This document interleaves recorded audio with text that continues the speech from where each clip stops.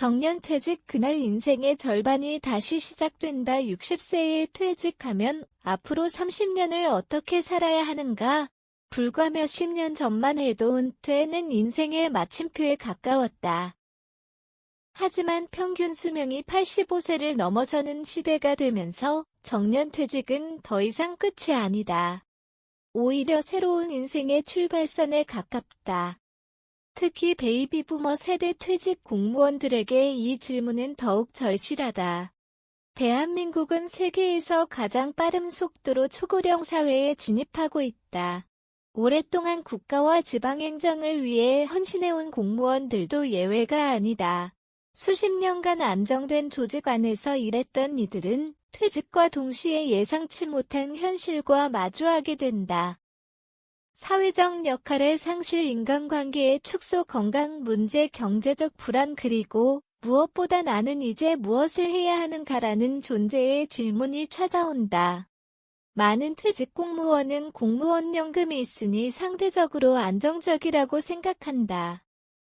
그러나 물가 상승과 의료비 증가, 기대 수명의 연장은 기존의 노후 설계를 무력화시키고 있다. 은퇴 이후 30년 가까운 시간을 단순히 소비하며 살아가기에는 현실의 벽이 높다. 결국 초고령 사회에서의 생존은 단순한 경제 문제가 아니라 삶의 목적과 역할을 다시 설계하는 문제라고 볼 수 있다. 초고령 사회가 퇴직 공무원에게 던지는 새로운 과제. 대한민국은 이미 노인 인구 비중이 급격히 증가하는 구조로 진입했다. 생산 가능 인구는 줄어들고 복지 수요는 확대되고 있다. 이러한 변화는 개인의 삶에도 직접적인 영향을 미친다. 과거 공무원들은 정년 이후 일정 수준의 생활 안정성을 확보할 수 있었다. 하지만 오늘날에는 연금만으로 미래를 장담하기 어렵다. 특히 의료비와 돌봄 비용은 노후 재정에 큰 부담으로 작용한다. 더 큰 문제는 사회적 고립이다. 현직 시절에는 직장과 업무가 인간관계의 중심이었다. 그러나 퇴직 후에는 하루아침에 소속감이 사라지는 경우가 많다. 실제로 많은 은퇴자가 경제적 문제보다 사회적 단절과 무력감 때문에 더 큰 어려움을 겪는다. 베이비부머 세대 퇴직 공무원들은 이전 세대와 다른 특징을 가지고 있다. 이들은 높은 교육 수준과 풍부한 행정 경험, 정책 기획 능력, 조직 운영 역량을 보유하고 있다. 문제는 이러한 자산을 활용할 수 있는 새로운 모델을 찾지 못하는 경우가 많다는 점이다. 초고령 사회는 위기인 동시에 기회다. 국가와 지역사회는 경험 있는 인재를 필요로 하고 있다. 따라서 퇴직 공무원들은 자신이 가진 행정적 자산을 새로운 방식으로 활용할 필요가 있다. 경험은 퇴직하지 않는 다. 초고령 사회에서 퇴직 공무원의 가장 강력한 경쟁력은 경험이다.